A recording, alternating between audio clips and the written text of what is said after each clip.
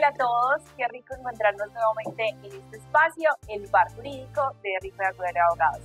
Estamos muy contentos el día de hoy porque tenemos un invitado muy especial. Hoy estoy en medio de estos dos hombres a los cuales admiro y de los cuales he aprendido muchísimas cosas. Doctor Ricardo de la Pava y ya el conocido Luis Eduardo Agudelo. El día de hoy queremos hablar algo que el doctor de la Pava ha desarrollado mucho. Creo que ha sido un debate muy enriquecedor mentalmente hablar con esto, porque debatimos, miramos diferentes posturas, entonces lo queremos compartir hoy con ustedes. Ya hoy vamos a iniciar con una sentencia de la Corte Suprema de Justicia, que es citada en el libro del doctor de la Pava, donde se absuelve a una persona por un delito sexual con el argumento de que no sabía que amar fuera delito. Doctor de la Pava.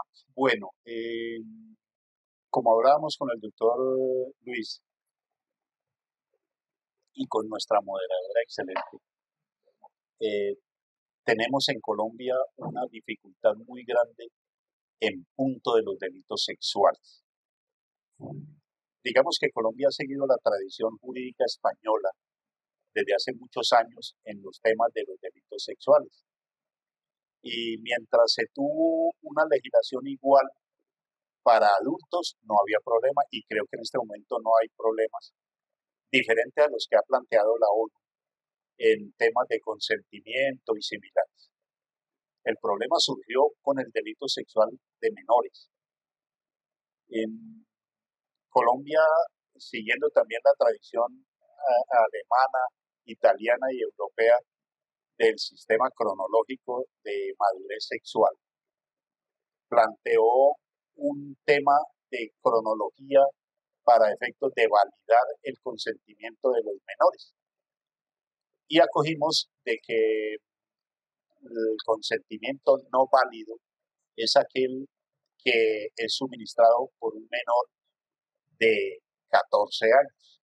Y así está en la tipicidad colombiana.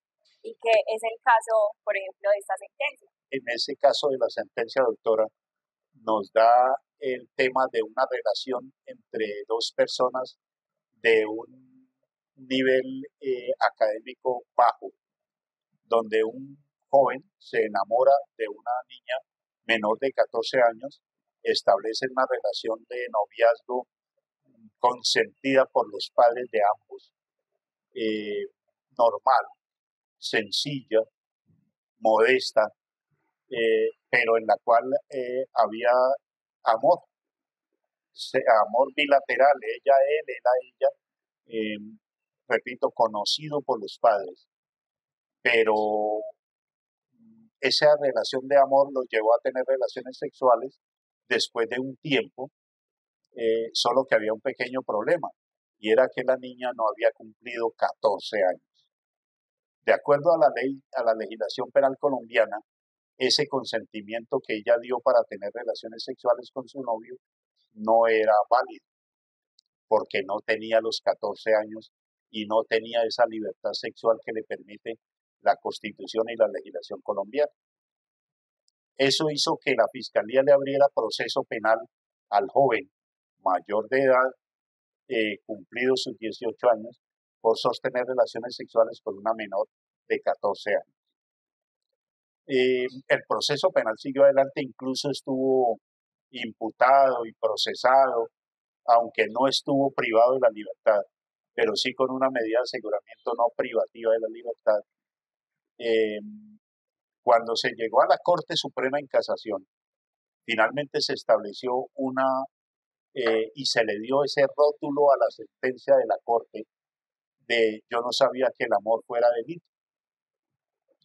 Y efectivamente un joven iletrado, con apenas educación primaria, que había establecido una relación de noviazgo sincera, leal, real, él no sabía que tener relaciones con su novia menor de 14 años fuera delito.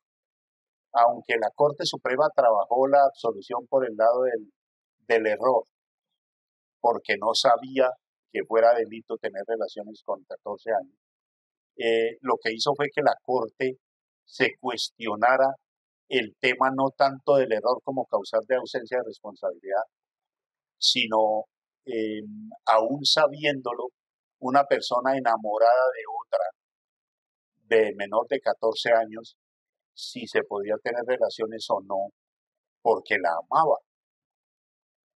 Ese tema en la Corte dio mucha discusión y durante muchas salas se trabajó la posibilidad de una causal extrapenal de justificación en los casos en que la relación sea sincera, sea de cierto tiempo real y que la persona ame a la otra.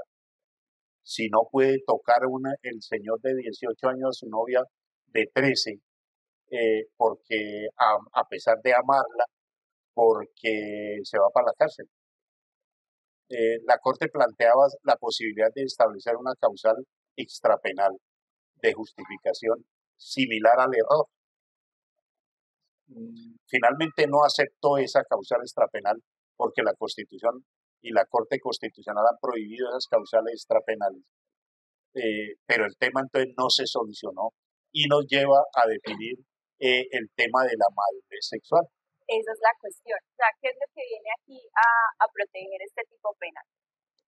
Sí, ese es el gran problema que se tiene a nivel de jurisprudencia, tanto de corte como de tribunales.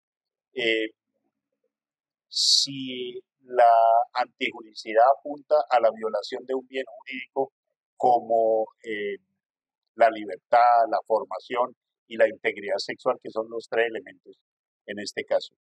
Y cuando se trata de menores de 14 es el tema exclusivo de formación sexual. Entonces se preguntaba la Corte lo mismo que se preguntaron los europeos, sobre todo los españoles, los italianos y los alemanes.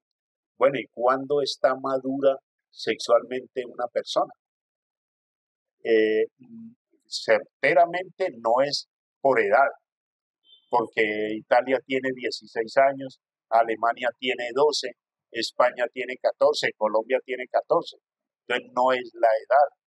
Entonces se han planteado tres teorías fundamentales. La primera es la de la cronología, que está de salida ya. La segunda es la de la formación natural, que también hizo un poquito de agua. La formación natural implicaba que la naturaleza es la que le da la madurez. Tratándose de la mujer no había problema, porque el código canónico que de ahí se tomó decía que era la naturaleza que al darle su primera menstruación a la mujer la hacía ya madura, y esa menstruación aparecía hacia los 12, 13 años. Pero el vacío quedaba en los varones. Entonces, por eso se acogió en España un sistema psicológico en el cual se dice, no, la madurez es individual. Cada persona madura a una edad diferente, dependiendo múltiples cosas, su interacción social, la educación, la familia, los amigos, el internet, la televisión, los medios de comunicación. Cada uno madura a una edad diferente. Por eso entonces en España llegó y dijo, no, necesitamos un equipo interdisciplinario que establezca si esta persona es madura a los 13 o 14, o 12, 13 y 14, menor de 12 no, pero 12, 13 era y así está en España. Un equipo interdisciplinario lo evalúa y dice, está madura, no hay delito. No es madura, hay delito. Eso, la Corte Suprema Colombiana en la sentencia que menciona la doctora, no da, no da para resolver.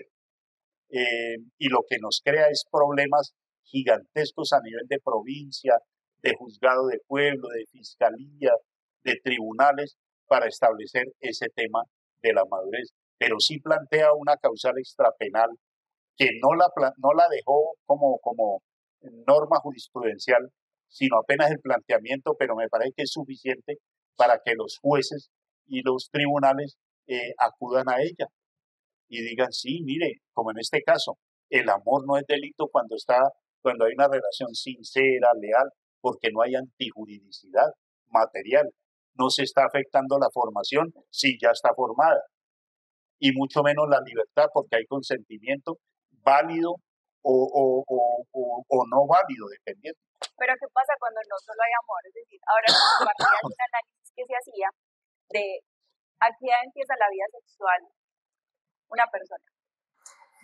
Es que el problema esencial, creo yo, es un asunto de contexto. Y es que en la realidad colombiana, la vida sexual de los jóvenes hoy está iniciando a los 12 años de edad, ¿cierto? Entonces, el asunto hay que mirarlo, o sea, el criterio no puede seguir siendo objetivo. Yo creo que como lo dice el doctor de la Pava, hay que ir más allá, tiene que haber un criterio subjetivo. Hay que identificar entonces cuál es el nivel de madurez de una persona. Porque vamos en el caso, si una niña de 12 años sigue siendo para mí una niña, pero igual puede ser madura sexualmente y puede tener relaciones sexuales consentidas, con consentimiento familiar incluso, y el criterio objetivo nos diría que no. Eso terminaría siendo absurdo, ¿cierto? Como podemos encontrar mujeres de más de 14 años, con 15 años, por decir algo, y que realmente sea inmadura sexualmente. Yo creo que el criterio subjetivo es requisito necesario para que podamos evaluar el abuso. Pero ese criterio se debería incluir. Y ellos tendrían que estar muy ligados, obviamente, al principio de antijudicialidad, ¿cierto? Porque si una menor conscientemente, una menor de 14 años conscientemente tiene actos sexuales con su pareja y en ese caso no hay una afectación real a su proceso de formación sexual, ¿cuál sería la antijudicialidad material que encontraríamos allí? No la habría. Y aún así condenamos, pues y aún así se tiene que condenar. De ahí que la Corte no se atrevió a avanzar a eso porque acudió a la teoría del error.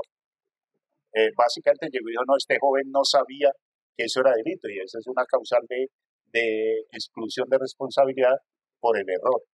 Pero el problema es en los casos en que se sepa que tiene esa edad, que no se pueda como negar plantea el el doctor, error. y que no se pueda trabajar el error.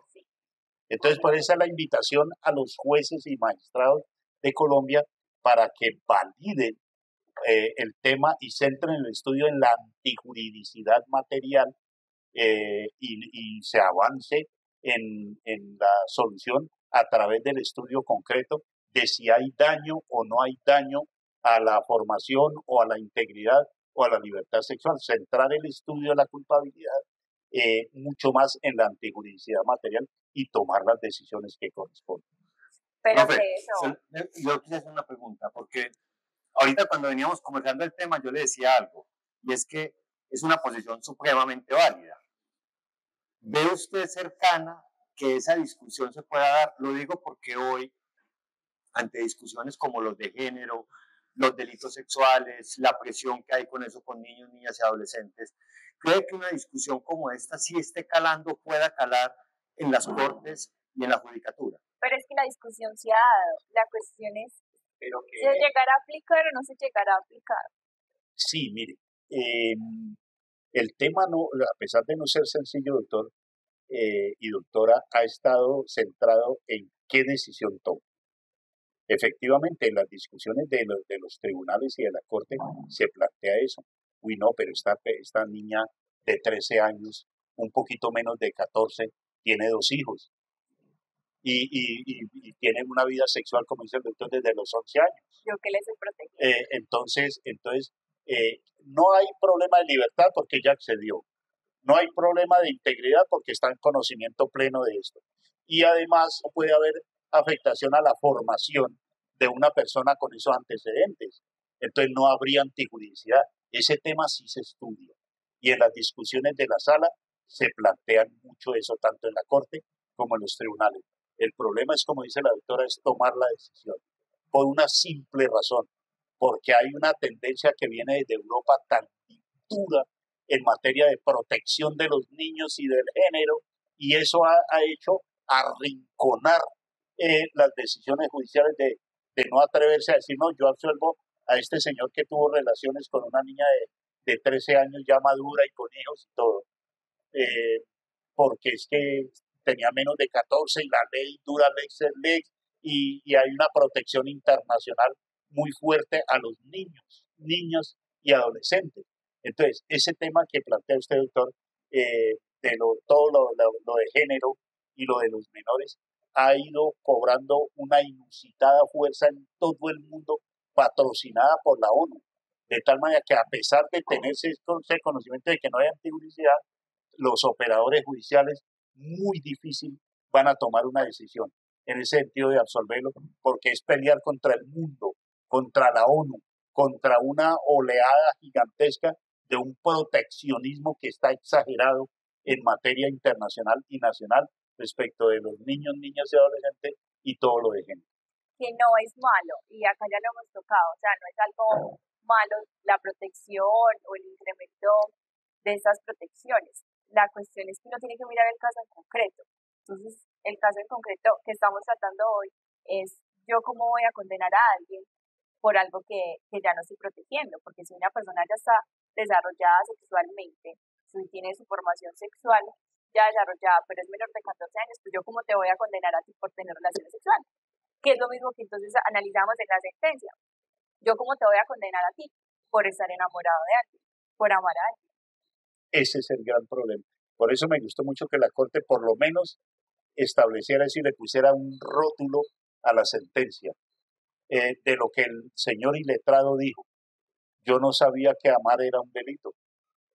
Yo no sabía. Eso movió a la Corte y las discusiones al interior de la Corte en esa sentencia fueron muy arduas, porque la Corte quería, vuelvo y le repito, avanzar más allá de la simple teoría del error como causal de ausencia de responsabilidad penal para decir, bueno, pero hay unas causales que no son error, pero que sí vienen a justificar una conducta, aquellas que no crean la antijuridicidad material, como estos casos. Pero si yo miro las causales del artículo 32 de ausencia de responsabilidad, no veo una que me permita avanzar de ahí, como existía en los códigos anteriores, en las cuales se establecían causales extrapenales y similares.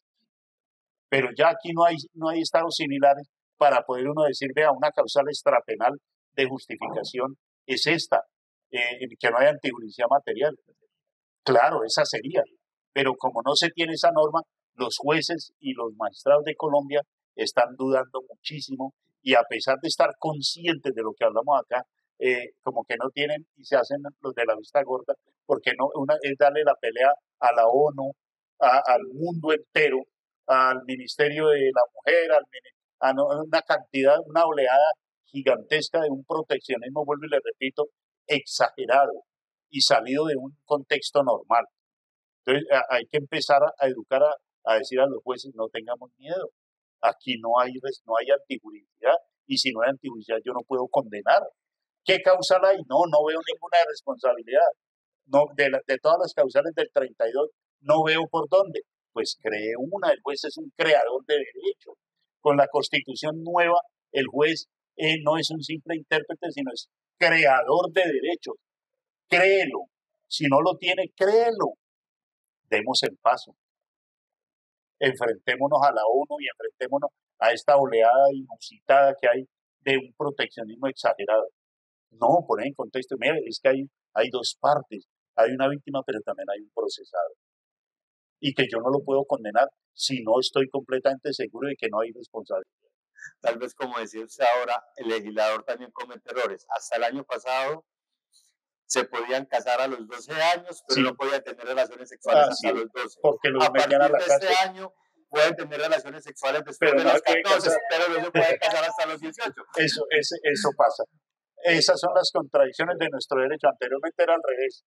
Hace mucho tiempo, con el Código del 36, había una causal legítima ahí no se llamaba ausencia de responsabilidad, sino de justificación. Ajá. Y era, si el procesado se casa con la víctima, ajá, entonces sí, se le acaba el proceso penal. Ajá, sí.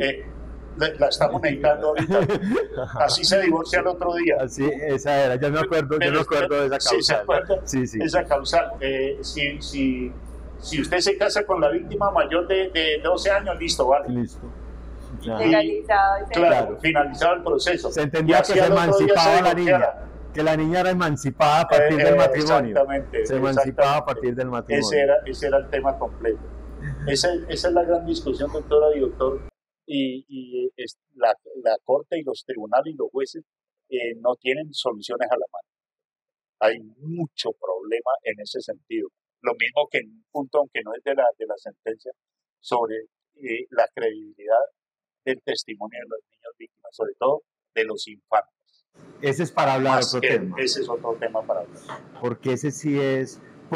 hay una frase que yo siempre he dicho, ni todos los niños dicen la verdad, ni los borrachos tampoco. Ni los borrachos tampoco. Y el tema es tan complicado, tan difícil, que los jueces no tienen esas herramientas y no he visto que el Consejo de la Judicatura empiece a actualizar y a crear discusiones a gran nivel, sobre todo en esta oleada que hay de abusos de niños.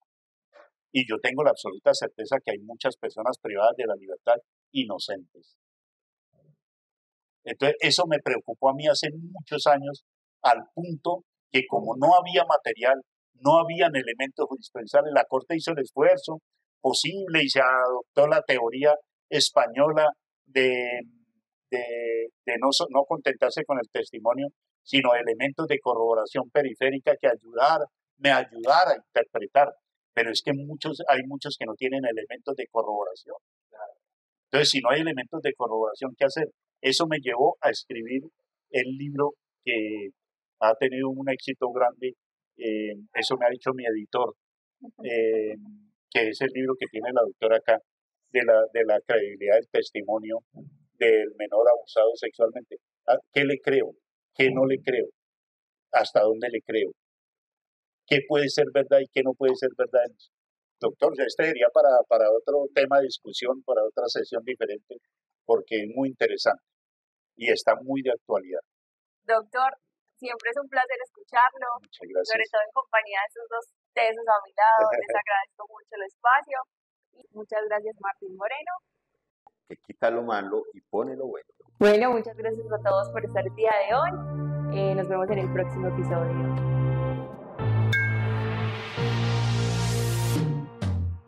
Síguenos en Instagram como El Bar Jurídico Rico y Agudelo, en YouTube y Spotify como El Bar Jurídico.